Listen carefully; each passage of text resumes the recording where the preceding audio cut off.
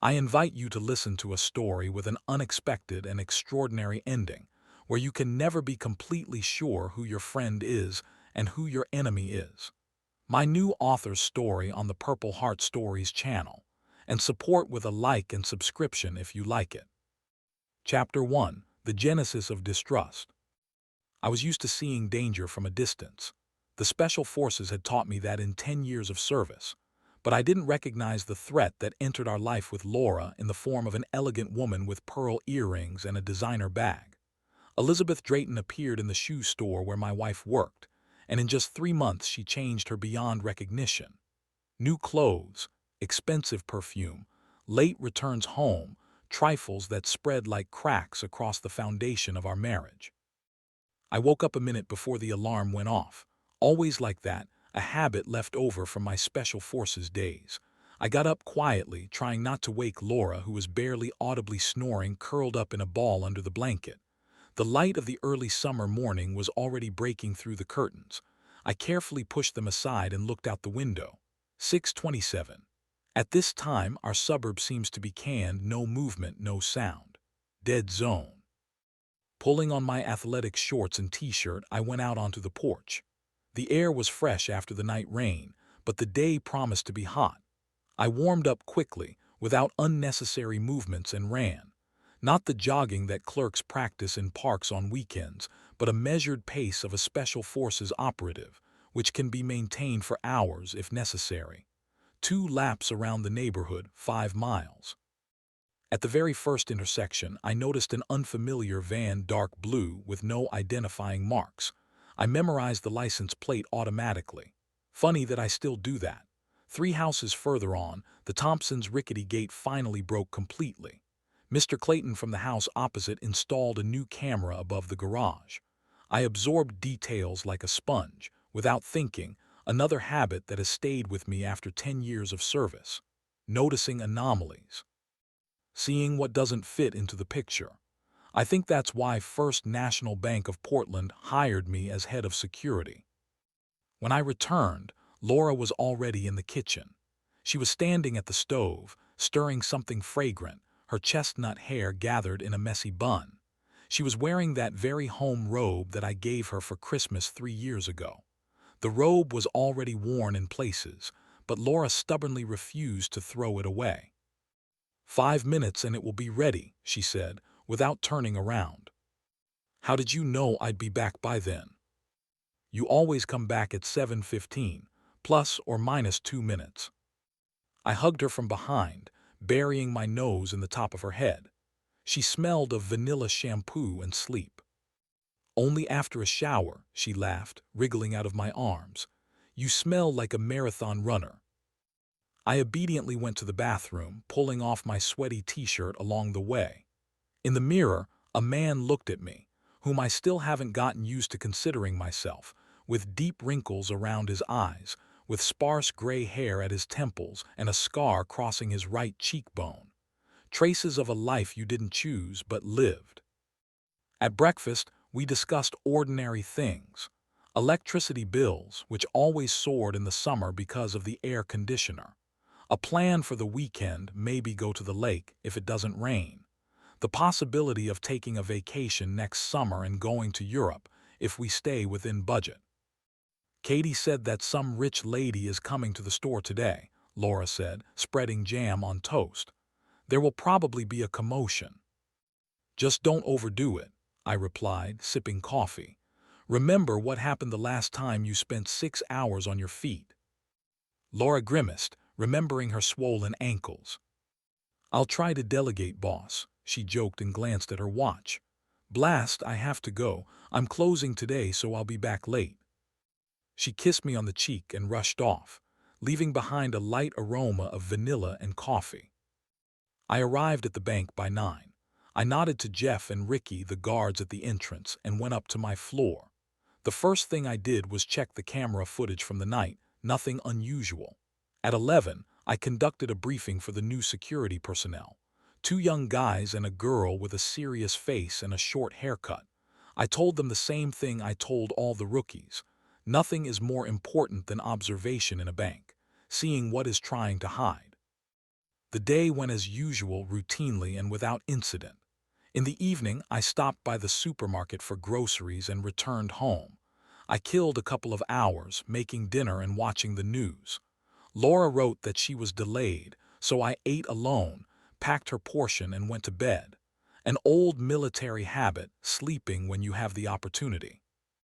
I don't know why I'm going into so much detail about this ordinary day. Probably because it is on days like these that changes begin to happen that you don't notice until it's too late. Laura was standing behind a glass display case, holding black pumps in her hands, elegant, and must be extremely expensive. Opposite her sat a middle-aged woman who seemed to have stepped out of the pages of a glossy magazine, flawless makeup, hair styled hair to hair, pearl earrings and a cashmere jumper, which probably cost as much as a month's rent for our apartment. This model has a more stable heel, Laura was saying, demonstrating the shoes. They are ideal for business meetings where you have to stand a lot. The woman skeptically examined the pumps, barely touching them with her fingertips. No, too practical. Show me the ones with the red sole. Laura smiled professionally and went for another pair. She had been working at Elite Footwear for 5 years and knew the entire range by heart. Most of the clients were exactly like this, well-groomed, with perfect manicures, indifferent to price tags. Laura helped them choose shoes in which they probably wouldn't spend 10 minutes outside a car with a driver or an office with carpeting. Laura never complained, but I knew that there was an invisible but impenetrable wall between her and these women. They lived in different worlds, in a world of unlimited opportunities and a world of carefully planned budgets. A world where you don't think about the price, and a world where every purchase over $100 requires at least a week of consideration. During her lunch break, Laura called me. I was just finishing watching the surveillance camera footage. "Michael, are you busy?" "For you, never," I replied, switching the screen to the standard screensaver. "How's things in the world of high fashion?" "As usual," she sighed. "But Christmas is coming and everyone wants to look stunning at corporate parties. Listen, do you think we'll be able to afford a new air conditioner this summer? Ours is really bad." "I'm saving up for that," I said, recalling the figures in our savings account. "If nothing extraordinary happens, then we should manage." "Great," there was an enthusiasm in her voice that I loved so much. "Okay, I have to run. That rich lady I mentioned has arrived, it's my time." "Good luck," I said. "Love you." "Love you too." After lunch, she walked into the store, Elizabeth Drayton. Of course, then Laura didn't yet know who this elegant woman with a regal posture and a gaze accustomed to command was. Laura told me about it later, when we were lying in bed, and I was listening to her story about the working day as always. Elizabeth Drayton was a tall brunette with flawless makeup and an imperious manner. She entered the store as if entering a subordinate country, with a full awareness of her power. She was followed by an assistant holding a tablet and a phone, ready to record any word of the mistress. "I need shoes for a charity evening," she announced to the administrator. "Something unique, and don't show me anything that you've seen on anyone in this city." The administrator was taken aback, but Laura, noticing the difficulty in time, approached the visitor. "Can I help you?" she asked with a professional smile. "We have several exclusive models that you won't find in other stores in the city." Elizabeth cast an appraising glance at her. "I hope that's not just empty words." For the next 2 hours, Laura demonstrated Elizabeth pair after pair. She was demanding and capricious, rejecting models for the most insignificant reasons: too high a heel, too pointed a toe, too shiny a buckle. But Laura didn't lose patience, finding a counterargument or a new pair of shoes to each objection. According to Laura, at some point Elizabeth even began to enjoy this game. She no longer brushed off offers, but carefully considered each model, asked questions about materials and designers. Laura answered knowledgeably, and Elizabeth clearly appreciated that. In the end, she chose suede shoes of a deep blue color with a thin silver heel, the most expensive in the collection. She paid with a platinum credit card, without even looking at the amount. Having finished her purchases, Elizabeth unexpectedly lingered at the cash register, while Laura packed the shoes in a branded box tied with a satin ribbon. "Have you been working here long?" she asked, watching Laura's nimble movements. "5 years," Laura replied, carefully writing the buyer's name on the gift card. "It shows," Elizabeth nodded. "You have excellent taste and tact, a rare combination these days." Laura was embarrassed. She wasn't used to compliments from clients. Usually, wealthy ladies barely noticed the salespeople, as if they were part of the interior. "Thank you," she said, handing over the bag with the purchase. "I hope you like the shoes." "I'm sure I will," Elizabeth smiled. Then, hesitating, she added, "Would you like to have coffee with me? The working day is almost over, right?" Laura was taken aback. It was so unexpected. In her 5 years of work, none of the clients had offered to meet her outside the store. "Well, actually, I have family plans," she began, thinking about household chores and dinner that I was expecting by 7. "Half an hour, no more," Elizabeth insisted with a disarming smile. "I know a wonderful place across the street, the best cappuccino in town." There was something in Elizabeth's eyes, a mixture of imperiousness and genuine interest, that made Laura agree. "Okay, half an hour," she said, taking off the name tag. The cafe was empty and cozy. Elizabeth ordered a cappuccino for Laura and an espresso for herself, plus some French pastries, the names of which Laura couldn't even pronounce. "Tell me about yourself," Elizabeth suggested, elegantly stirring sugar in a tiny cup. "There's not much to tell," Laura shrugged. "I work in a store, live with my husband in the West End, ordinary life." "Do you have children?" "No, we haven't planned yet." Elizabeth nodded, as if confirming some thought of her own. "And your husband, what does he do?" "He's the head of security at First National Bank. Before that, he served in the Special Forces." Elizabeth's eyes sparkled with interest. "A military man, how interesting, and now he guards other people's money. Funny, don't you think?" Laura was at a loss for an answer. She had never thought about my work in that way. "What do you do?" she asked, changing the subject. Elizabeth leaned back in her chair and smiled, widely and a little predatory. "Me, I'm Mrs. Richard Drayton." She said it as if it explained everything. "Officially, I'm involved in charity work. I head a foundation to help children with developmental disabilities. Unofficially," she leaned closer, "I enjoy life." She laughed, and Laura smiled uncertainly in response, not quite understanding what her new acquaintance meant. Elizabeth told about herself, about the charity auctions she organizes, about travels, about celebrities she has met. Laura listened, as if enchanted. It was a completely different world, bright, shiny, full of opportunities. "You know, Laura," Elizabeth said when their cups were empty, "I rarely meet people like you. Most women in my circle are empty-headed, thinking only about how to outdo their neighbor with a new handbag or an affair with a tennis coach." Laura blushed, not knowing how to react to such a compliment. "I like you," Elizabeth continued. "You have style and character. Next Thursday I'm having a small cocktail party for friends. Nothing special, wine, light snacks, pleasant music. Come with your husband. I think you'll find it interesting." Laura hesitated. On the one hand, she was flattered by the attention of a woman like Elizabeth. On the other hand, she wasn't sure that we would fit in with a company of people accustomed to champagne for breakfast. "I don't know, Richard and I. We're from different worlds," she finally said. "Nonsense," Elizabeth brushed off. "Worlds exist to be crossed. Think about it. And if you decide to come, here's my business card. Just call in advance so I can put you on the guest list." Elizabeth handed Laura a cream card with an embossed gold logo. Laura took it, feeling as if she had been given the key to some forbidden door. She didn't go to that cocktail party. She told me about the invitation, and I confess, didn't express any enthusiasm.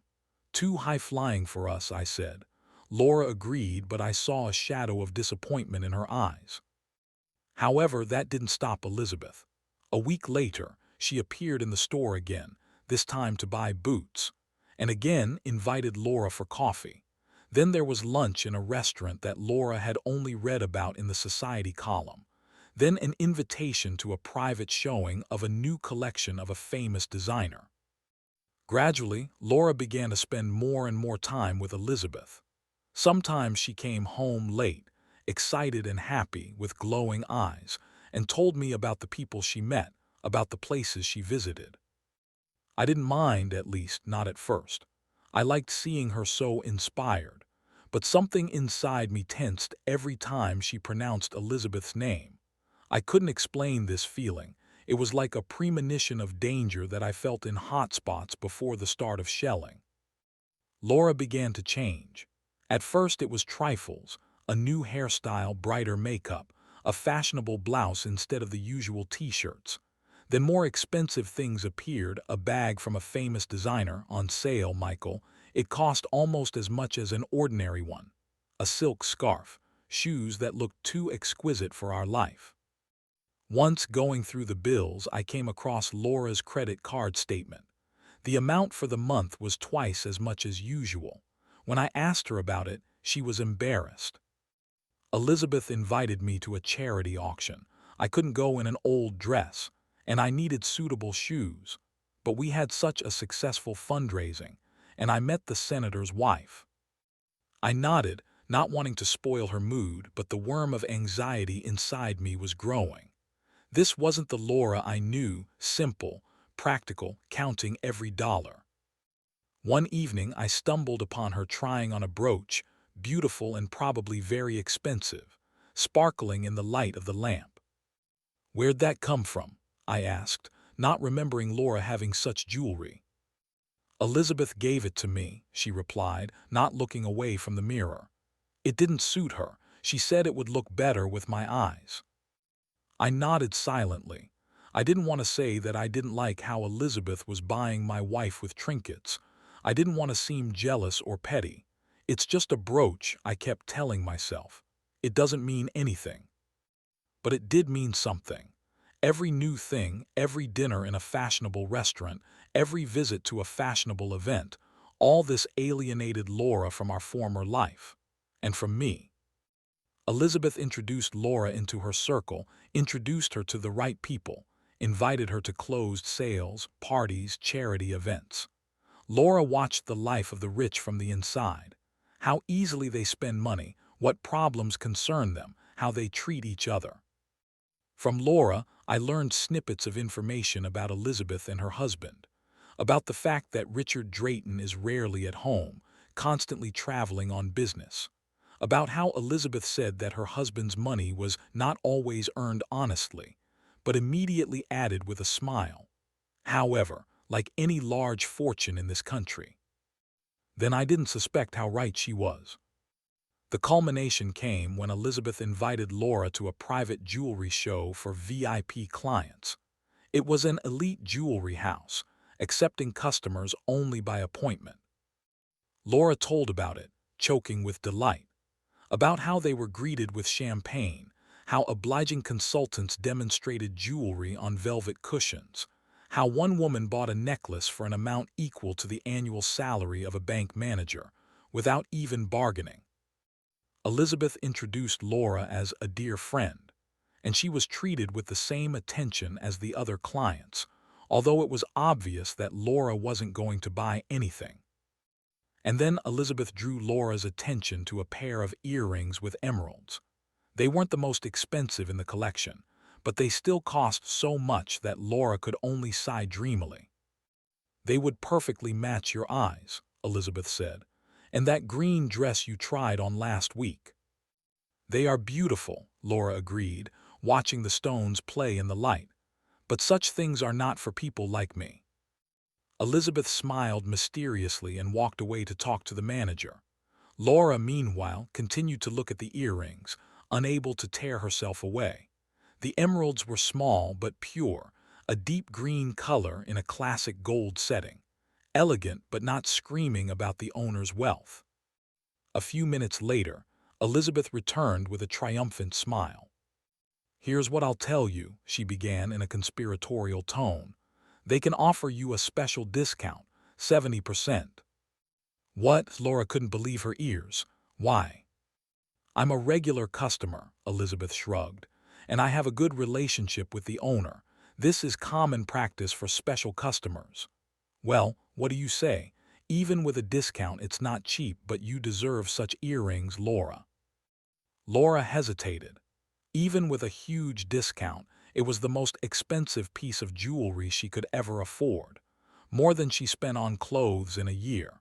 But the emerald seemed to hypnotize her, and Elizabeth's approving smile gave her determination.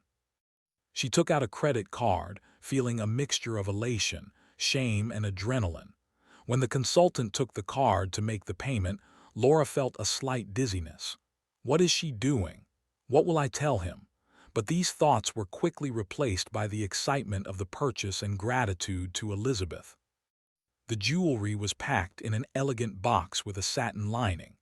When Laura left the store with Elizabeth, it seemed to her that she had become part of another world, a world where such purchases are made not once in a lifetime, but at least every month.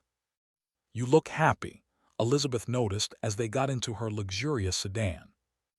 "I've never bought anything like this," Laura admitted. "It's like a holiday." Elizabeth smiled, and something predatory flashed in her smile. But Laura, overcome with euphoria, didn't notice it. "You get used to it quickly," Elizabeth said. "Believe me, the second such purchase is already easier." In the evening, Laura returned home where I had already prepared dinner. Baked chicken with potatoes, not a restaurant dish, but quite decent. I noticed that she was excited as soon as she crossed the threshold.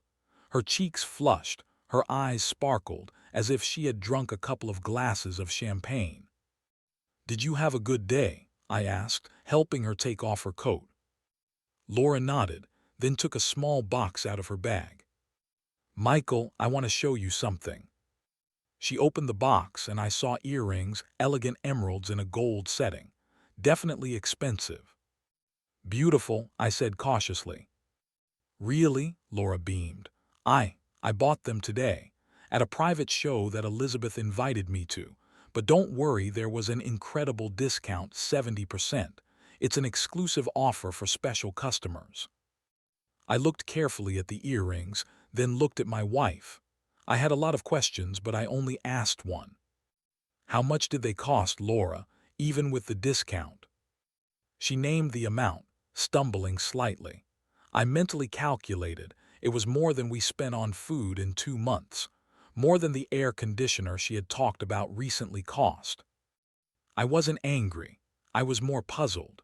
It was so unlike Laura, a practical, reasonable woman who always planned our budget and sometimes scolded me for excesses, like a new fishing rod or collectible whiskey. "Laura, why do you need such an expensive thing?"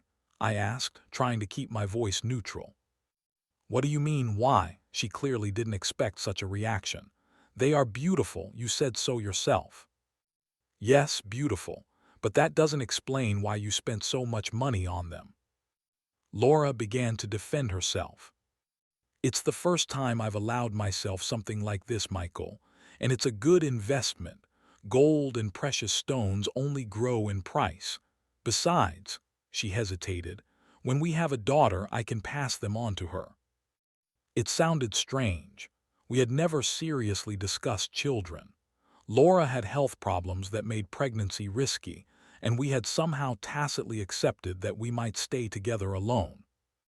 Dinner took place in a tense atmosphere. We talked about trifles, avoiding the topic of earrings and Elizabeth. When Laura was washing the dishes, I noticed that she had already put on her new purchase. The emeralds beautifully set off the green color of her eyes, but for some reason it seemed to me that it was someone else's woman standing at our sink. For the first time in years of marriage, we went to bed without resolving the disagreement. I pretended to be asleep, and Laura tossed and turned next to me for a long time. I knew she wasn't sleeping. I heard her get up several times, apparently to look at her purchase. Lying in the dark, I thought about what was happening to us, about the crack that appeared in our life since the appearance of Elizabeth Drayton, about how the earrings became a symbol of something much bigger, a change that I saw in Laura day after day. Then I didn't know what a high price we would have to pay for these emeralds, a price that cannot be measured in money. Chapter 2: Temptation and Betrayal. 3 months had passed since the emerald earrings appeared in our house. 3 months, and I had almost stopped recognizing my own wife. More and more often I caught myself thinking that Laura, the Laura I had known for 10 years, seemed to dissolve, to become a ghost. In her place appeared a woman who looked like her, but with different eyes, different intonations, with different desires. A woman whose thoughts I could no longer read. Elizabeth Drayton changed my wife. Like a magician changes one card for another with an imperceptible movement of her hands, and I didn't know how to return the former one. The new Laura came home later and later, often with purchases wrapped in the branded paper of stores whose names I had previously only heard on the news about show business stars. Each time she had an explanation, an incredible discount, a sale only for insiders, a gift from Elizabeth, to whom it didn't suit her at all. A designer scarf, shoes that cost as much as 2 of my weekly salaries, a face cream, a small bottle of which cost as much as we spent on dinners out in a month. Even her style of clothing changed. Gone were the simple jeans and t-shirts, colorful summer dresses that she bought at sales in regular stores. Now she wore things that she herself called basic, monochrome, impeccably cut, with labels that I didn't know. She got a new hairstyle, more sophisticated, with highlights and root coloring, care, the names of which I couldn't pronounce. Her nails were now not just trimmed and varnished, but decorated with some intricate pattern. Every time she turned her palm, I saw the gleam of tiny stones embedded in this nail art, as she called it. I watched these changes silently, not knowing how to react. I tried to talk several times, but Laura avoided a serious conversation. "You're worrying about trifles, Michael. It's just a scarf, not the end of the world. Elizabeth introduced me to a great hairdresser, that's all." Our communication became more and more superficial. We had breakfast together and exchanged a few phrases about the weather, the news, who would pick up my coat from the dry cleaners. She called me less and less often during the day. At first I thought she was just too busy, but gradually I realized that she had nothing more to tell me. Her real life now took place with Elizabeth. I watched her put on those emerald earrings every morning, as if they were a talisman, as if they were the key to that new door that she had opened for herself. On the days when she didn't wear them, she looked a little more like her former self. On the days when the emeralds sparkled in her ears, she was almost a stranger.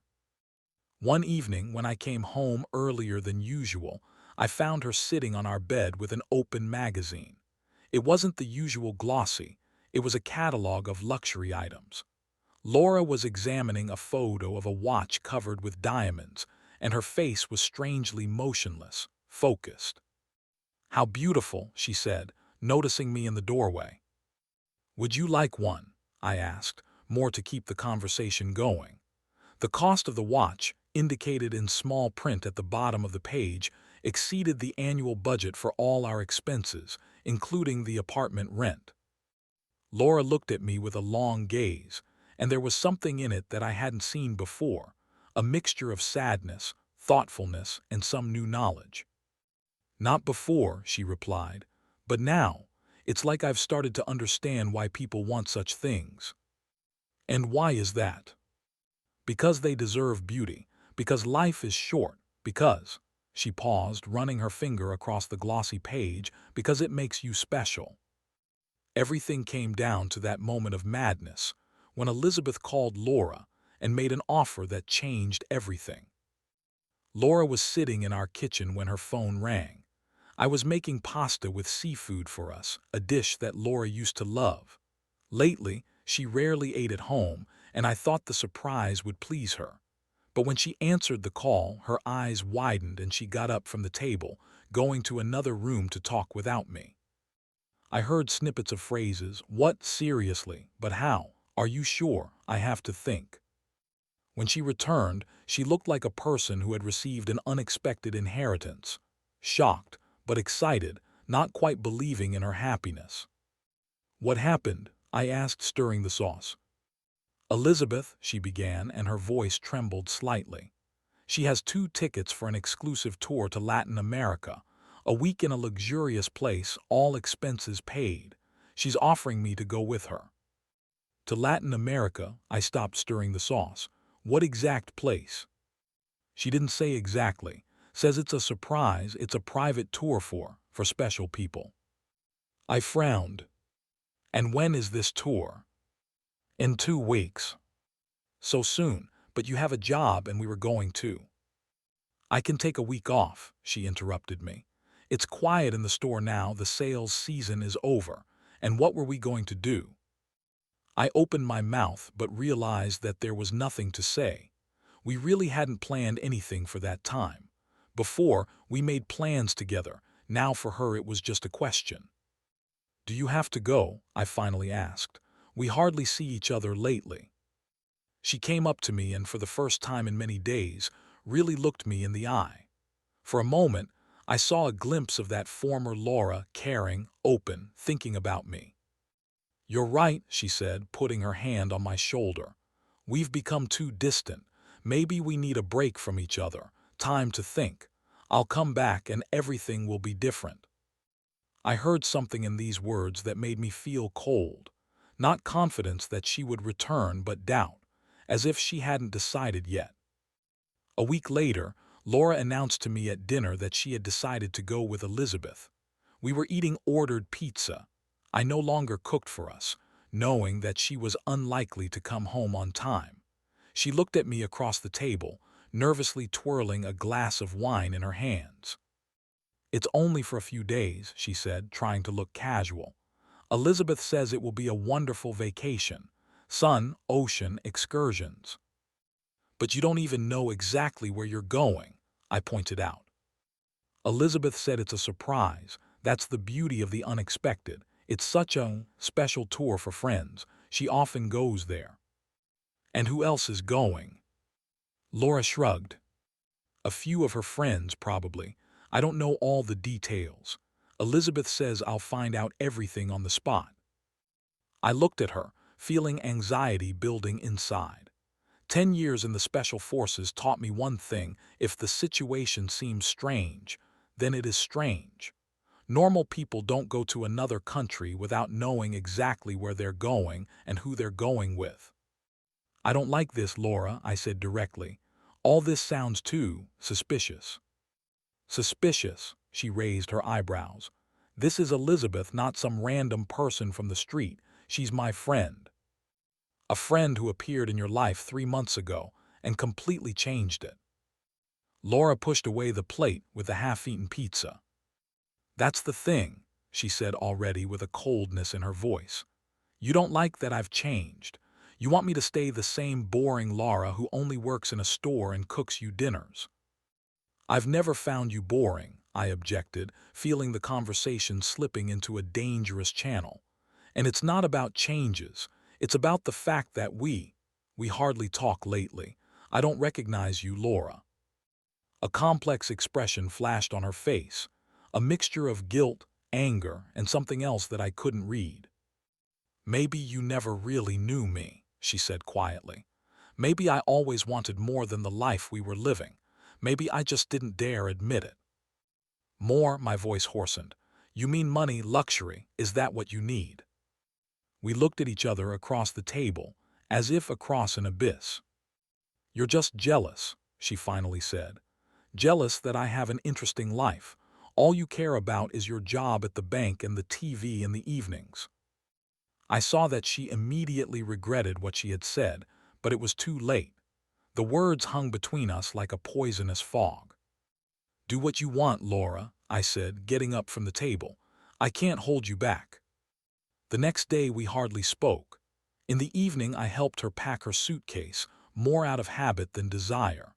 We were like actors in a play about a married couple, saying the right words, making the right gestures, but without real feeling. When I took her to the airport, she kissed me on the cheek before boarding and said, "Everything will be fine, Michael. I'll be back in a week and we'll talk." I nodded, not trusting my voice. Somewhere on the periphery of my vision, I noticed Elizabeth, elegant, with a flawless posture, watching us with a slight smile. And then a sharp premonition of trouble pierced me. The private plane, not a huge liner, but something in between a business jet and a small passenger plane, landed at a small airfield lost among lush tropical vegetation. There were no signs or names around. The employees spoke in a mixture of Spanish and a local dialect that Laura didn't understand. Elizabeth and Laura were met by a luxurious limousine with tinted windows. Inside, it smelled of expensive leather and some exotic fragrance. The driver, a dark-skinned man in uniform, opened the door for them without saying a word. "Where are we going?" Laura asked as they pulled away. Outside the window, poor quarters with dilapidated houses passed by. Locals looked at the limousine with curiosity and poorly concealed animosity. "Relax, darling." Elizabeth opened the bar inside the limousine and poured herself champagne. "You'll see soon." "But still, what country are we in?" Laura insisted. Elizabeth laughed. "What's the difference? A small paradise on the border of three countries, a place where there are no rules and restrictions, where people with money can be themselves." Laura frowned but remained silent. Something in Elizabeth's tone, in her smile, made her feel the first pangs of real anxiety. About an hour later, the limousine pulled up to a huge gate surrounded by a high fence with barbed wire. Guards with weapons checked the car, then let it inside. Behind the gate opened a real tropical paradise. Perfectly trimmed lawns, exotic flowers, swimming pools, fountains, and a luxurious colonial-style villa, as if it had stepped out of the pages of a travel magazine. "Welcome to our little secret," Elizabeth smiled. The inner courtyard of the villa was planted with palm trees. In the center stood a fountain in the form of a nude woman holding a jug from which water flowed. The service staff, maids in strict uniforms, a butler with an impassive face, chefs in perfectly white jackets, greeted them with bows. Laura was led to her room, luxurious apartments overlooking the jungle and mountains in the distance. On the bed lay an evening dress of a rich blue color. Next to it, a box with crocodile leather shoes and a small box with jewelry. "Is all this for me?" Laura asked when the maid opened the box, showing a sapphire necklace. "Of course," replied Elizabeth, standing in the doorway. "We have dinner tonight. Wear something special. I'll pick you up at 8. When Laura entered the huge dining room of the villa, dressed in a blue dress and with sapphires around her neck, she immediately noticed that something was wrong. There were women in the room whom she had met at Elizabeth's parties, elegant, wealthy, bored wives of influential men. But there were also other guests, young men with the bodies of athletes and the faces of Hollywood actors. They held themselves casually and confidently, as if they were the masters of this place, not guests. Dinner was exquisite, dishes whose names Laura didn't know, wines she had only read about. The waiters moved silently, filling glasses as soon as they were empty. The conversation was light and often ambiguous. The atmosphere became more and more intimate with each glass of champagne. Laura felt out of place, especially when she noticed how one of the women, the wife of a well-known politician, if she remembered correctly, openly flirted with two young men at once. They responded with professional gallantry, clearly accustomed to such situations. After dinner, most of the guests moved to the terrace, where live music was playing. Couples began to dance too close for a simple dance. Some were already leaving in pairs into the depths of the villa, holding hands and smiling meaningfully. Elizabeth took Laura aside, into a small living room where no one was. There were lights shining in her eyes, either from alcohol or from excitement. "Time to reveal the cards, darling," she said, pouring herself more champagne. "This isn't quite an ordinary tour. This is a special place for women who want to have fun away from their husbands. All these handsome guys are professionals. They know how to give pleasure.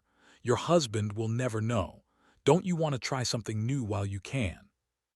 Laura looked at her, feeling the ground slipping from under her feet. Thoughts were confused, and her heart was pounding like crazy. "You brought me to a brothel," she squeezed out. "You thought I would be with these men." Elizabeth laughed, a deep, slightly hoarse laugh that had no trace of fun. "How naive you are, Laura. This isn't a brothel. It's an exclusive club for women who can afford real freedom. Your husband will never be able to give you the life you deserve. And here you can be yourself, without restrictions. And most importantly, no one will ever find out." Laura recoiled from Elizabeth in disgust. "I love my husband," she said, feeling tears welling up in her eyes. "I would never betray him." Elizabeth shrugged, sipping champagne. "As you wish, but tomorrow you'll regret it. These boys know how to do things that your husband has never even heard of." Laura rushed out of the living room, ran through the entire house, ignoring the surprised glances, and locked herself in her room. She leaned against the door, breathing heavily, as if after a long run. Near the mirror on the dressing table was still the open box with sapphires. Laura tore off the necklace and threw it against the wall. The expensive stones scattered across the floor, like fragments of her trust in Elizabeth. She cried for a long time, sitting on the floor of her luxurious bedroom. She cried from shame, from the realization of her stupidity, from the understanding of how far she had gone in her fascination with another life. Through the cracks in the curtains, the faint light of lanterns lighting the villa's garden was visible. From the living room came music, laughter, the clinking of glasses. Laura took out her phone, thinking of calling me. But what would she say? How would she explain where she was? She dialed the number, looking at the screen, her finger hovering over the call button. Then she resolutely put the phone away. It was her own fault that she found herself in this situation. She had to find a way out herself. She washed her face with cold water, trying to pull herself together. Her thoughts gradually cleared. In the morning she would leave, Laura decided. She would find a way to get to the nearest city with an airport and buy a ticket home. But first she needed to survive this night. Laura changed into the pajamas she had brought with her, a simple cotton one, not the silk nightgown carefully laid out by the maid on the bed. This familiar thing calmed her down a little, reminding her of home, of me, of our former life. She lay down in the huge bed, turning off all the lights. Sleep didn't come. Images of recent months flashed through her head. Elizabeth's smile, the emerald earrings, new acquaintances, expensive restaurants, and gradually, step by step, she began to understand how much she had changed, how far she had gone from the woman she had been, and from me. "God, Michael," she thought, looking into the darkness, "what have I done?" Deep in the night, Laura was awakened by the sound of gunfire. She jumped out of bed, not understanding in her sleep what was happening. The lights in the villa went out. In the darkness, she could hear screams in Spanish, the sounds of a struggle, the crash of breaking glass. She groped for her phone and turned on the flashlight. At that moment, someone began to hammer on the door of her room, shouting something in Spanish. Laura darted around the room, looking for a hiding place, but there was nowhere to hide in the spacious bedroom. The door burst open with a crash. 3 masked men with weapons burst into the room. They roughly grabbed Laura, dragged her into the courtyard, where other women, including Elizabeth, were already gathered. All in night clothes, disheveled, frightened. Some were crying, others were in a state of shock. The bandits shouted and pushed them, forcing them to walk to the exit from the territory. Outside the gate stood a truck with an open body. The women were roughly pushed inside. Laura found herself next to Elizabeth, who looked completely crushed, not a trace of her usual self-confidence. While the bandits were locking the side of the truck, Laura carefully took her phone out of her pajama pocket. Using the other women as cover, she managed to take a photo of the surroundings. The dim light of the headlights illuminated a characteristic mountain and an old church in the distance. A message to me loaded agonizingly slowly. Kidnapped. Help. I don't know where I am. She attached the photo and pressed send. One of the bandits noticed the light of the screen, roughly snatched the phone from her hands and smashed it against the side of the truck. The engine roared and the truck moved off, taking the women into the unknown. The road was bumpy. The women were thrown from side to side. Many cried, some prayed. Elizabeth, sitting next to Laura, suddenly grabbed her hand. Her face in the dim moonlight was deathly pale. "They'll kill us, Laura," she whispered. "My husband doesn't even know where I really am, and if he somehow finds out, after everything I've done behind his back, No, I don't even want to think about it." Laura wrenched her hand away. "Then pray that my message gets through," she said in an icy tone, "because my husband is the only one who can save us." The bandit on the edge of the truck bed shouted something in Spanish, and the women instantly fell silent. The truck was picking up speed, delving into the jungle along an unlit road. Laura looked at the dark sky and thought about me, wondering if the message had gotten through, if I had seen it, if I could understand where she was, and if I could save not only her, but also her soul, which had so easily succumbed to temptation. She vowed to herself that if she got out, she would never betray me or our love again. But first, she needed to survive this nightmare, into which her pursuit of the illusion of a luxurious life had turned. Chapter 3: The Path to Rescue. After Laura's departure, our house became like a crypt, empty, silent, with stagnant air. I walked from room to room, unable to find peace. I had breakfast looking at her empty chair. I returned from work to a silent apartment. I fell asleep on my half of the bed, instinctively leaving room for her. But the hardest thing was not loneliness, but doubt, which was eating me away from the inside. Had our alienation grown long before Elizabeth, and she only accelerated the inevitable? Did Laura need me as much as I needed her? And the most terrible question, would she want to come back? I couldn't find peace. Bank, home, store, home again. Mechanical actions, automatic answers to colleagues' questions. Outwardly, I remained the same Michael Connor, head of security, former Special Forces operative, reliable as a Swiss watch. Inside was emptiness, interrupted by rare short messages from Laura. "We arrived okay. It's very beautiful here. Bad connection, I'll write later." This was so unlike her. Laura usually wrote in detail, shared impressions, little things, made sure I knew where she was and what was happening to her. In these sparse messages, I felt someone else's hand, as if Elizabeth was standing behind her back, dictating what she could write to her husband and what not. On one day, Laura didn't get in touch at all. I didn't write, I didn't want to seem intrusive, I didn't want to show my anxiety. With each hour of silence, my thoughts became darker. What if she decided not to come back? What if I was now just a reminder of a boring former life for her? I was sitting in the kitchen, mindlessly staring at the wall when a message came. One look at the screen was enough to make my heart skip a beat. "Kidnapped. Help. I don't know where I am." And a photo, blurry, taken in a hurry. Doubts and resentments instantly vanished. I was no longer a deceived husband or a loser who couldn't provide his wife with a luxurious life. I was who I had always been deep down, a Special Forces operative, for whom the mission is above all else. And my mission now was to save Laura. I zoomed in on the photo, peering into every detail. Tres Cruces Mountain, 3 crosses, looked like a sleeping woman when viewed from a certain angle. The San Miguel Church with a spire leaning from time. I recognized this place.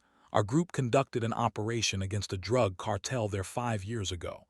Sectoral clearing, as they called it. We cleared, took the goods and documents, left. Everything clean, no traces. On paper, the operation didn't exist at all.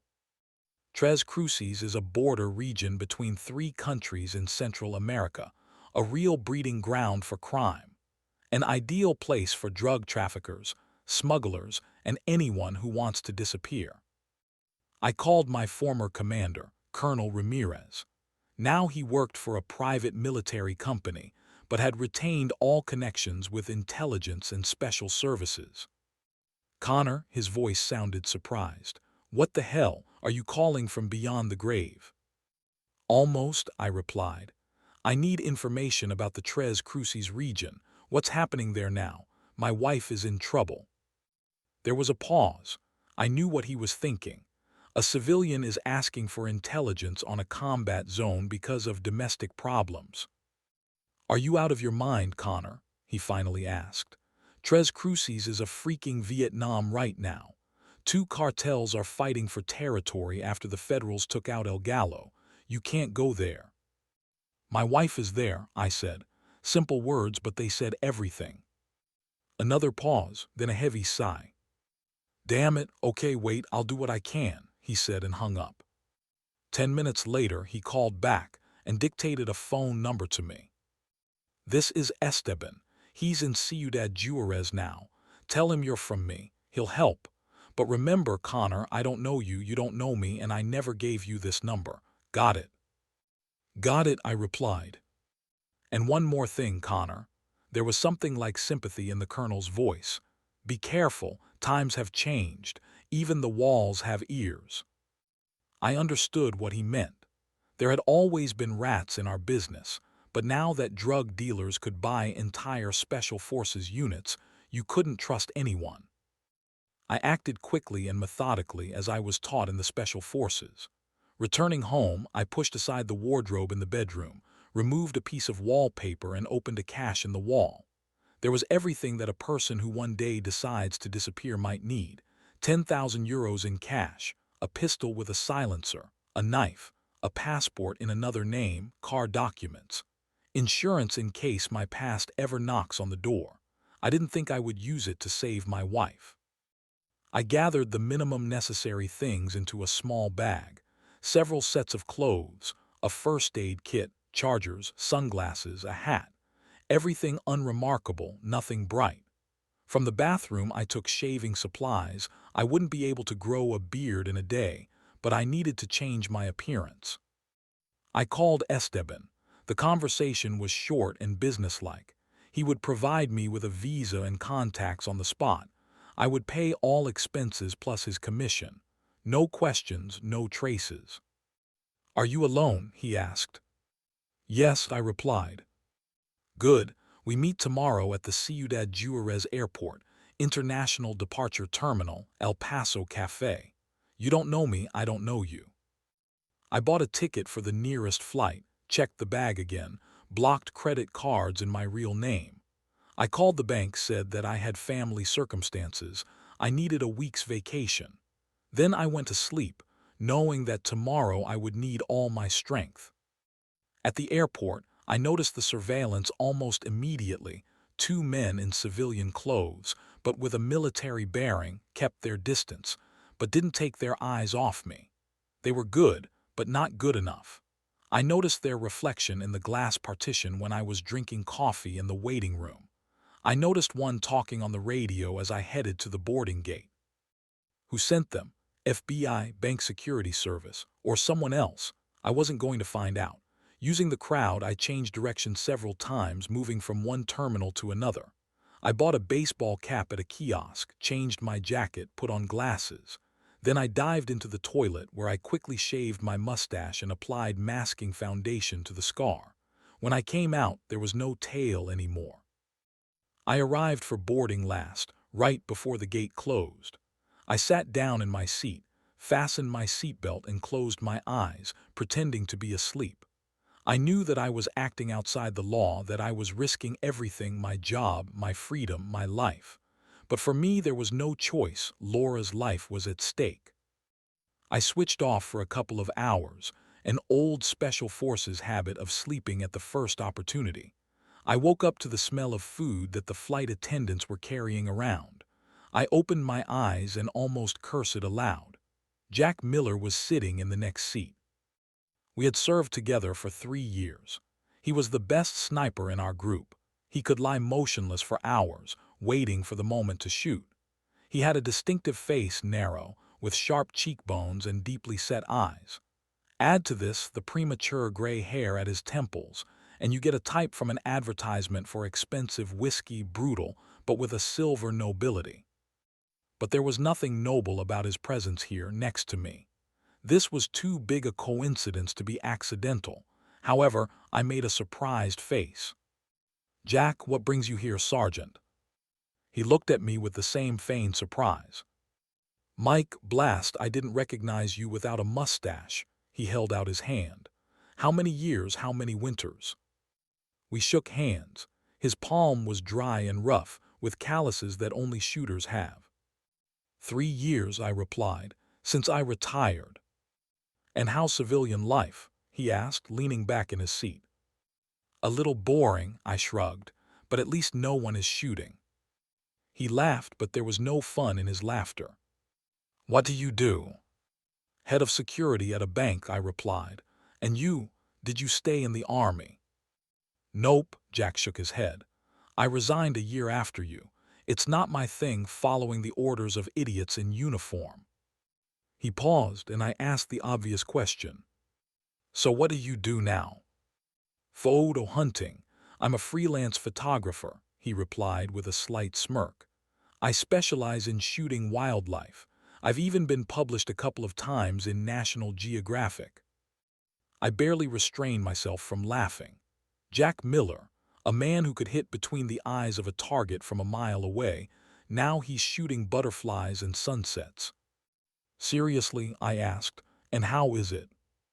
"Quite good," he shrugged. "Quiet, peaceful. Sometimes you have to wait a long time for the right shot, like in the old days." He winked at me. "I have a full case of equipment in the baggage. I want to shoot the local flora and fauna. Maybe I'll sell it later." I nodded, pretending to believe him. In fact, I noticed several details that screamed about lies. The callus on the index finger of his right hand, characteristic of shooters. A military-style mechanical watch on his left wrist. An almost imperceptible thickening under his light jacket, where a pistol could be hidden. "And where are you headed?" Jack asked. "Bank business." I tried to make it sound boring. "Meeting with colleagues from the Latin American branch. Paperwork, nothing interesting." "To Tres Cruces," Jack raised an eyebrow. "A strange place for banking. There are no banks there, only corruption dumps." "Not in Tres Cruces itself," I corrected him. "In Ciudad Juarez, we have a branch there." Jack nodded, but I saw that he didn't believe me. He often checked his watch, nervously drumming his fingers on the armrest.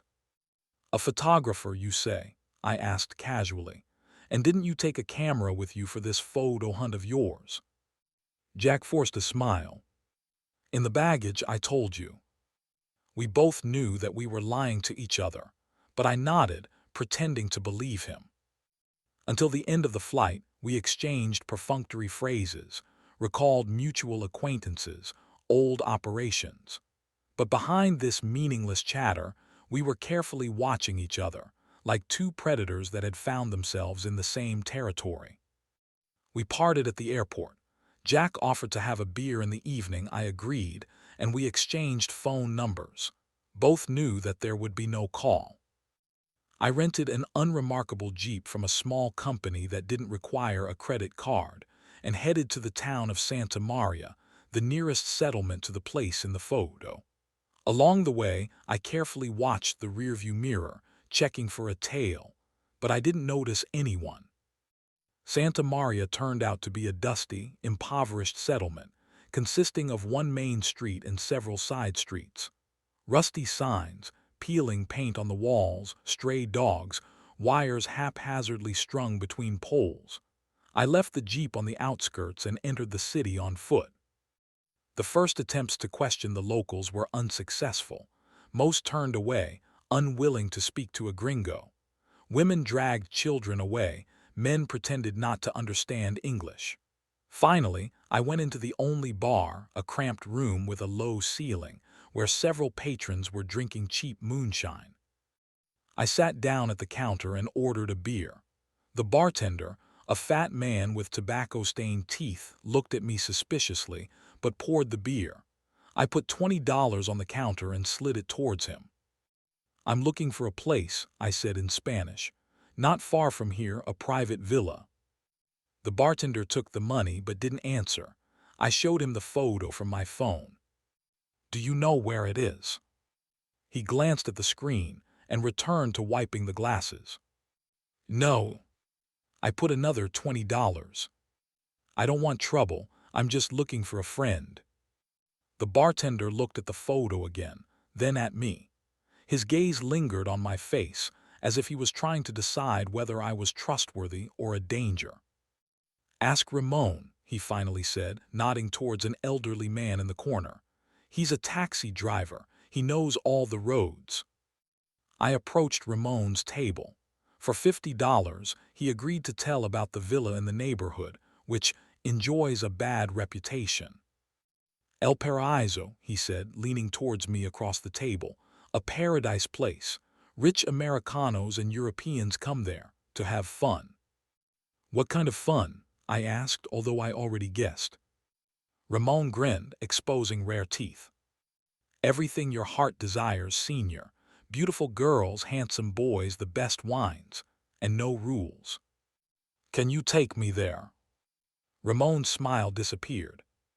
No, senior, no one goes there now. 2 days ago there was, how do you say, a shooting. Los Diablos attacked the villa. All the guests disappeared. Los Diablos. A gang, Ramon explained. Very dangerous people. They rob, kidnap people for ransom.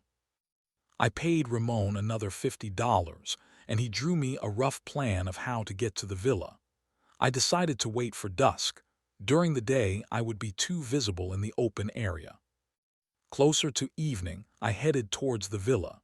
It was located about 10 miles from the city, surrounded by a high fence with barbed wire.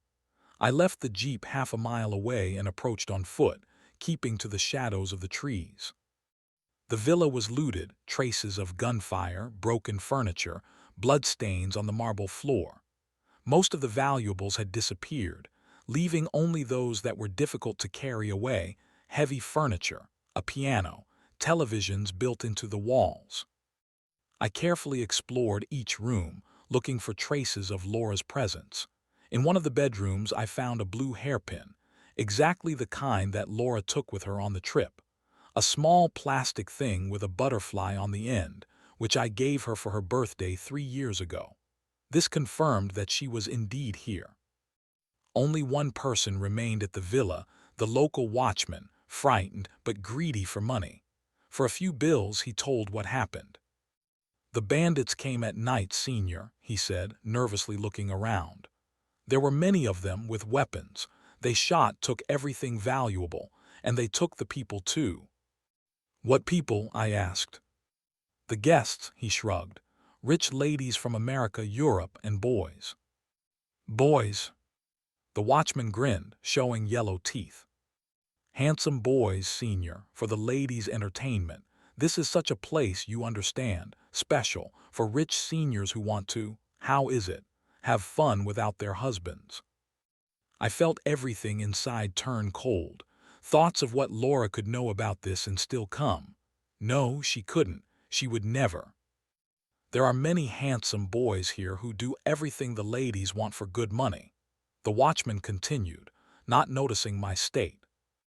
My wife was here, I said through clenched teeth, among the hostages. The watchman was confused for a moment, but then grinned again.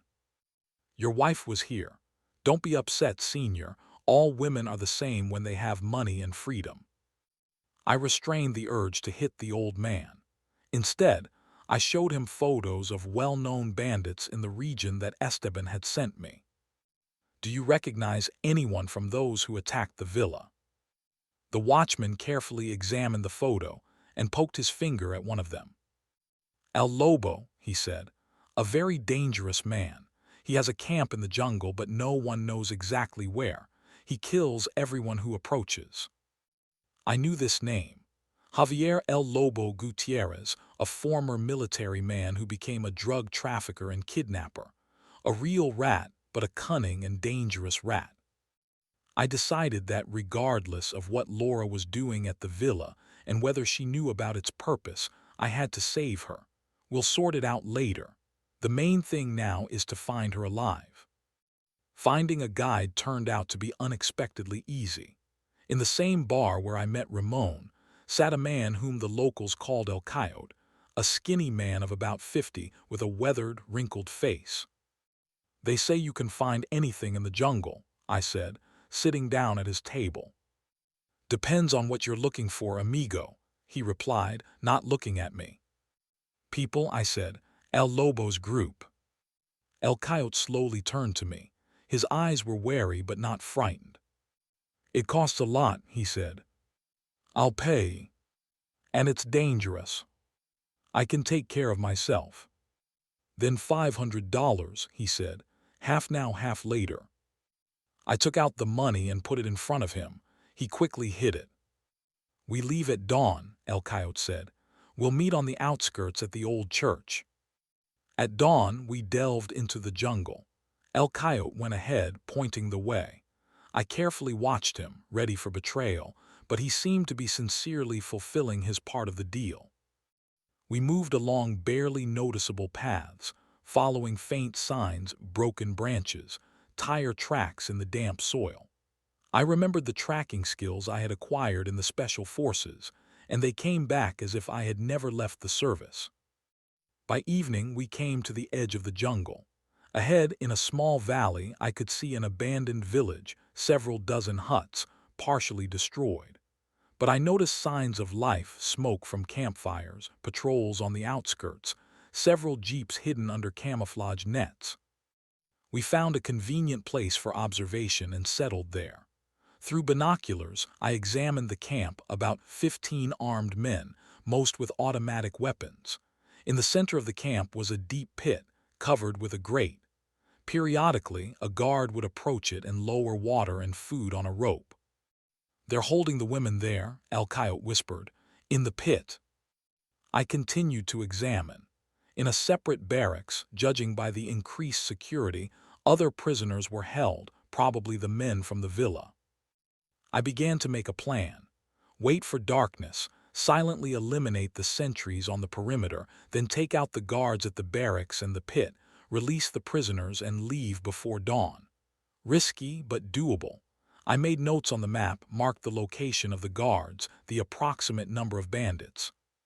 "You're going back," I said to El Coyote, handing him the second half of the payment.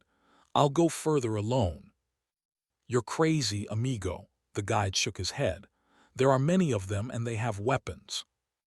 "I have them too," I said, taking the pistol out of my bag. "And I have experience." El Coyote looked at me carefully, then at the weapon.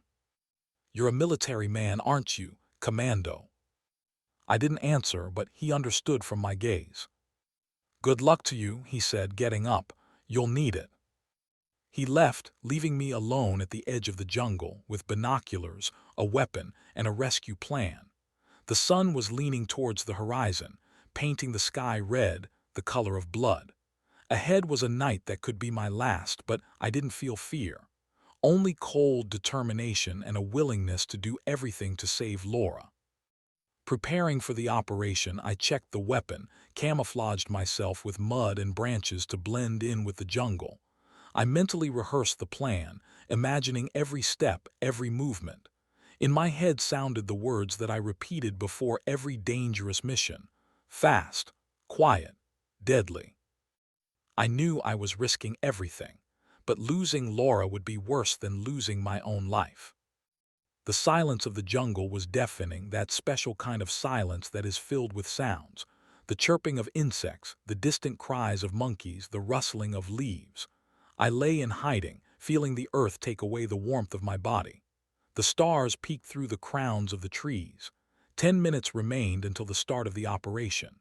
In such moments, time always slows down and strange thoughts run through my head. I was thinking about Laura, not the one sitting now in the earthen pit, but the one I met 12 years ago, with hair shiny from the rain and a mischievous smile. I wondered if she still existed. Or are we all just a collection of different versions of ourselves, and each choice creates a new person, erasing the former one? I checked the weapon one last time. The magazine is full, the round is in the chamber, the safety is off. The body is smeared with mud and sprinkled with leaves to blend in with the jungle. I mentally repeated the plan once again. The first sentry on the northern outskirts, a knife. The second at the generator, a strangling grip. Then the sentries at the barracks and the pit. Release the prisoners, primarily the women, considering that Laura is there. Take everyone into the jungle before dawn. Hide in the southwest, towards the San Felipe Church. There is an abandoned monastery there where you can hide. The plan is simple but with a minimum of variables. As we were taught in the Special Forces, complex plans fail complexly. I knew that the chances of success were small, but there were no other options. If Laura doesn't get help in the next 24 hours, she may not survive. Dehydration occurs quickly in the tropical climate, especially under stress. The clock showed 01:57. It's time. I exhaled, focusing, and swam through the undergrowth. That is, swam, moving as I was taught, rolling from the toe to the entire foot, transferring the weight of the body smoothly without creating vibrations of the soil that an experienced patrolman can feel. The first sentry was smoking, leaning against a tree. His silhouette in the starlight seemed flat, two-dimensional. He didn't hear my approach. He only felt for a moment the cold of the blade at his throat and then nothing. I carefully lowered the body to the ground and moved on. The second sentry was more careful. He kept to the open space, looked around regularly. I had to lie low and wait almost 10 minutes until he turned his back for long enough. When he did, I was already behind him, squeezing his neck in a grip. The struggle was short. He jerked a few times and went limp. I dragged the body into the bushes, took his weapon and radio, and prepared to move to the center of the camp, where the barracks with the male prisoners and the pit with the women were located. But then shots rang out from the opposite side of the camp. There was some commotion, shouts in Spanish. The light of lanterns darted between the trees. I froze, pressing myself to the ground. What's happening? Have I been noticed? No, judging by the direction of the shouts, the attack was coming from the opposite side. Someone else decided to attack the Los Diablos camp. The shooting continued, short, accurate bursts from an automatic weapon with a silencer, single shots from a pistol, cries of the wounded. The attackers' tactics were familiar to me, methodical advancement from the perimeter to the center, eliminating the guards along the way. I had seen this on dozens of operations. Pressing myself to the ground, I crawled to the nearest shelter, a fallen tree on the edge of the glade. From there was a good view of the center of the camp. In the light of the spotlights that the bandits finally turned on, I made out the attacker, and my blood ran cold. Jack Miller. My former comrade in arms moved through the camp like death incarnate, relentlessly, methodically, without haste or hesitation. He was dressed in black tactical gear, his face covered with a balaclava, but I recognized him by his characteristic manner of movement, economical, smooth, without a single unnecessary gesture. This cannot be faked or copied. It only comes with years of real operations. Jack was armed with the latest weapons, a compact automatic weapon with a silencer, a pistol in a thigh holster, knives on an assault vest. He moved from cover to cover, each time choosing a new position before moving, exactly as we were taught. The camp had turned into chaos. The bandits were firing randomly into the darkness, but Jack was a ghost. He appeared for a moment, made several accurate shots, and disappeared. I remembered what he was then, in the Iraqi desert, the best sniper in the squad, a man who could lie motionless for hours, waiting for the perfect moment to shoot. A photographer, you say, I thought with a bitter smile.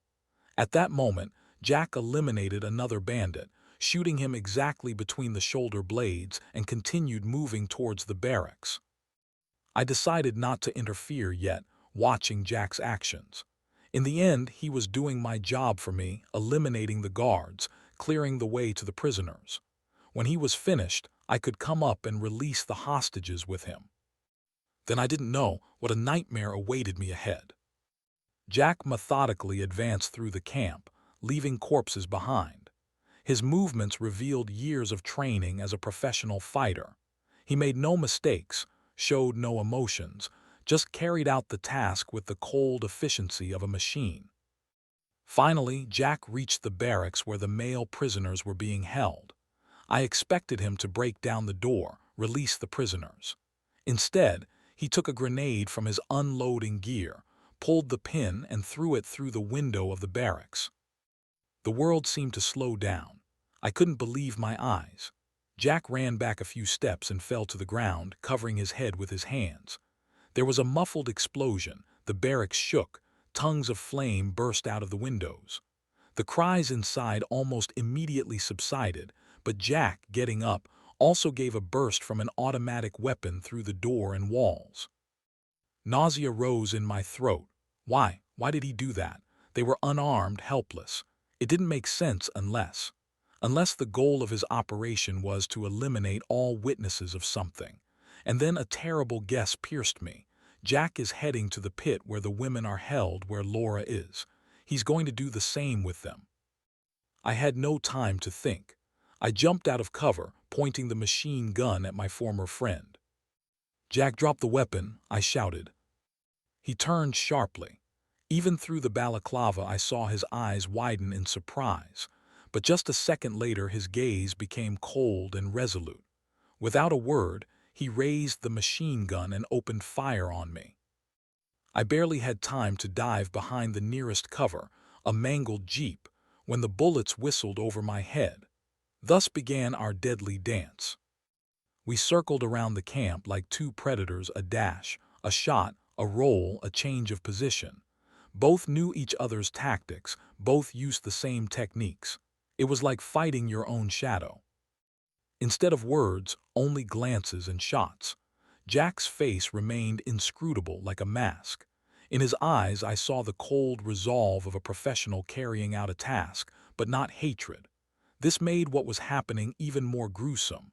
He was killing not out of anger, but because it was necessary. I shot from behind a barrel, hitting him in the shoulder. Jack staggered, but immediately responded with a burst, grazing my leg. Hot pain shot through my hip, but adrenaline drowned it out. When both of us ran out of ammunition, we went a hand-to-hand combat. This wasn't an ordinary fight. It was a deadly duel between fighters equal in strength and skill, knowing each other's weaknesses, anticipating every move. We circled in the clearing, exchanging blows. A fist, a block, a leg sweep, and evasion. The rhythm of the duel was verified, like a clockwork mechanism. At some point, our eyes met, and I saw a fleeting hesitation in my former friend's eyes. It lasted only a fraction of a second, but I noticed it. Something human still remained in him. The moment of weakness cost me dearly. Jack used an unexpected technique that wasn't in our common training, something he had learned after our paths diverged. He knocked me off my feet with a hard blow to the knee and pressed a knife to my throat. I waited for the end, looking him in the eyes. Strangely, I didn't feel fear, only a dull sadness that I would die at the hands of the person with whom I once shared the last flask of water in the desert. But Jack, holding the knife to my throat, suddenly froze. Something flashed in his eyes, a memory, remorse. And he abruptly stood up, without inflicting a fatal blow. Without a word, he turned around and strode towards the pit with the female prisoners. Jack had only managed to fire one burst into the pit when he was overtaken by a bullet from one of the surviving bandits. The bullet hit him in the back, passed through his chest. I saw him stagger, take another step and fall to his knees. I picked up the machine gun lying nearby and instantly shot the bandit, then rushed to the pit past Jack's body. My heart was pounding like crazy when I ran to the edge. In the dim light of the spotlight, I saw two motionless figures lying at the bottom. Both women, both without movement. One in dark clothes, the other in the light pajamas that I recognized. Laura. Laura! I frantically looked for a rope to go down. Finding a rough rope ladder at the edge of the pit, I quickly descended down. The woman in dark clothes lay with open eyes, not breathing. All of Jack's bullets hit her right in the heart. It was Elizabeth Drayton. Even death didn't erase the expression of arrogance from her face. Laura lay next to her, pale with closed eyes, but her chest rose and fell weakly. Alive. I carefully lifted her, checked her pulse, weak but stable. She was unconscious, dehydrated, possibly in shock, but without visible injuries. I lifted her into my arms and with difficulty climbed out of the pit, carefully putting Laura on the grass in the shade of the trees where she was in relative safety. I returned to Jack. He was still alive, although blood had soaked through all his clothes in front. I knew that the wound was fatal. The bullet had probably hit a lung and possibly the heart. Dropping down next to him, I noticed that Jack was trying to say something. I leaned closer. "Mike," his voice was barely audible, "I'm sorry." "Why, Jack?" I asked, supporting his head. "Who sent you?" Jack coughed, blood trickled from his lips. "Richard Drayton, Elizabeth's husband," he squeezed out. "I've been working for him. 3 years I carry out delicate assignments." He paused, trying to draw air into his punctured lung. His wife decided that she could cheat on him, spend his money. He endured it for a long time, but when he found out about this villa, Jack coughed again. I was ordered to eliminate her and all the witnesses to this disgrace. I listened silently, all the pieces of the puzzle finally falling into place. "I was following her," Jack continued, grabbing my hand. "I found out about the trip. I had to infiltrate the villa and eliminate everyone. But those damn bandits attacked earlier. Everything became more complicated. I had to improvise." Blood bubbled on his lips. His eyes were beginning to glaze over. "Why didn't you kill me? And why didn't you shoot Laura?" I asked. Jack smiled weakly. "We went through hell together, brother," he whispered. "And I sincerely hope your wife isn't like all of them. She's not from their circle." With those words, Jack went limp. For another second he looked somewhere past me, then his gaze dimmed, and I knew he had died. I closed his eyes and said a short prayer, which we always said over fallen comrades. "Rest in peace, brother. We'll finish the job." I returned to Laura, who was still unconscious. Examining her more closely, I found no serious injuries, only bruises, abrasions, and signs of severe dehydration. I gave her water from my flask, moistened her forehead and lips. Then I lifted her into my arms and moved away from the camp, heading into the jungle. It was hard to walk. My leg, wounded by Jack, throbbed with every step.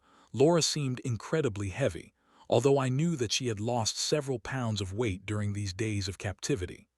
After an hour of walking, I found what I was looking for, an abandoned hunter's hut, which El Coyote had told me about. The roof had collapsed in places, but the walls were strong, and it was dry inside. I laid Laura on a makeshift bed of branches and leaves, covered her with my jacket. Then I began to set up. I checked the perimeter, set the simplest traps in case of pursuers, collected rainwater from a barrel near the hut, and lit a small fire to keep warm. Taking care of Laura, I thought about Jack's words, about what I had learned at the villa. What was Laura doing in such a place? Did she really go there knowing what the villa was for? Or did Elizabeth deceive her, as in many other things? Part of me wanted to believe in her innocence. Another part was afraid of the truth. Several hours passed. I dozed off in snatches, waking up every half hour to check Laura's condition and listen to the sounds of the jungle. Closer to dawn, she moaned and opened her eyes. At first there was only fear in her gaze. She didn't understand where she was. Then she saw me, and her eyes reflected such relief, such pure joy, that all my doubts instantly vanished. "Michael," her voice was hoarse from thirst, "you came, my love." "Of course I came," I replied, helping her sit up and bringing the flask of water to her lips. "You thought I would abandon you." She drank greedily, then looked at me again, her eyes wet with tears. "I was so afraid that I would die there, in that pit, that I would never see you, never say." "Quiet," I interrupted her. "It's all over, you're safe." But she shook her head. "No, I have to say, now." She took my hand. "Michael, I was such a fool. I let Elizabeth drag me into her world. I thought I wanted more, that I deserved more. But when I realized where she had brought me, what was happening there, Laura shuddered. I locked myself in the room, refused to participate in it. I would never, never betray you, Michael. I hugged her tightly, feeling the tension that had been building up in me all these days finally release. I know, I whispered, I know. We sat there for a long time in each other's arms, listening to the jungle awaken. The first rays of the sun penetrated through the cracks in the walls of the hut, drawing stripes of light on the earthen floor. "What now?" Laura finally asked. "Now we're going home," I replied, "and starting all over again." She nodded, resting her head on my shoulder. "You know," she said quietly, "I think I always knew that real life is what we had. Simple, honest, without pretense and falsehood. I just forgot about it for a while." I kissed her on the temple, feeling warmth spread in my chest. "We'll have time to fix everything," I said. "We'll have all our lives." She smiled through tears. "Promise." "I promise." We spent a few more days in the jungle, waiting for Laura to get strong enough for the long journey. El Coyote kept his word. On the fourth day, he came for us with supplies and escorted us to Santa Maria, from where we were able to reach the American consulate. At home, a surprise awaited us. A test showed that Laura was pregnant. She cried when she found out the result, but now they were tears of happiness. She quit her job at the store that same day. "I want to devote myself to our family," she said. We never spoke again about Elizabeth Drayton or those terrible days in the jungle. There was no need. We took out of this trial everything we had to take out, an understanding of the true value of what we had always had: each other. Laura gave the emerald earrings to charity. I didn't object. Sometimes the most expensive things have too high a price, and it's not about money. If you like this story, then support the author with a like, subscribe to the channel, and share your emotions in the comments. Thank you.